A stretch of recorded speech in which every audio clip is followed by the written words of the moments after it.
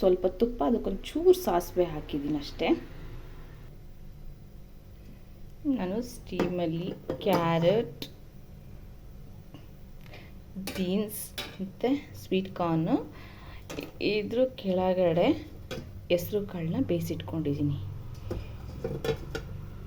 ನೋಡಿ. ಒಂದೇ ಒಂದು ಹಸಿಮೆಣಸಿನ್ಕಾಯಿ ಸಾಕು. ಹಾಕಾದ್ಮೇಲೆ ಹೆಸ್ರು ಕಾಳು ಕೊರಿತಿದ್ವಲ್ಲ, ಇದು ಮೂರನ್ನು ಹಾಕೋಣ.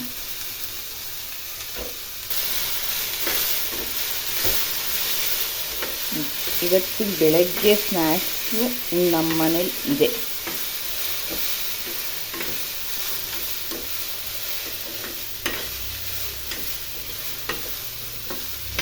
ಇದ್ರ ನಾನು ಸಾಲ್ಟು ಹಾಕಿರಲ್ಲ, ಅದಕ್ಕೆ ಈಗ ಇದಕ್ಕೆ ಸ್ವಲ್ಪ ಹಾಕ್ತೀನಿ.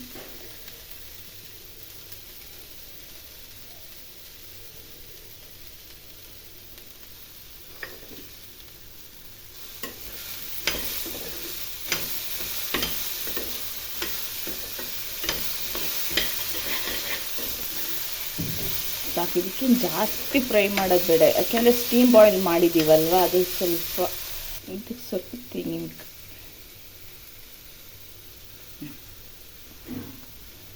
ಇಷ್ಟೇ. ಪ್ರೋಟೀನ್ ಎಲ್ಲ ಇದೆ ಇದರಲ್ಲಿ ನೋಡಿ. ಕಾಳು, ತರಕಾರಿ ಎಲ್ಲ ಮಕ್ಕಳು ತಿನ್ನಲ್ಲ ಅನ್ನೋ ಮಕ್ಕಳು ಸಹ ತಿಂತಾರೆ, ಇಷ್ಟಪಟ್ಟು ತಿಂತಾರೆ ನೋಡಿ, ಟ್ರೈ ಮಾಡಿ.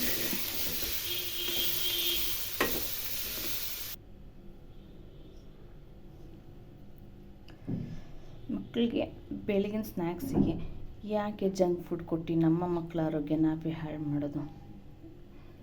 ಈ ರೀತಿ ಇರುತ್ತೆ ಡೈಲಿ ಬಾಕ್ಸ್. ನನ್ನ ಮಗನಿಗೆ ಏನಾದ್ರು ಡಿಫ್ರೆಂಟಾಗಿ ಏನಾದರೂ ಪಲ್ಯದ ಥರ ಮಾಡಿ, ಕಾಳಂತೂ ಡೈಲಿ ಒಂದು ಕಾಳಾದರೂ ಕೊಟ್ಟಿರ್ತೀನಿ.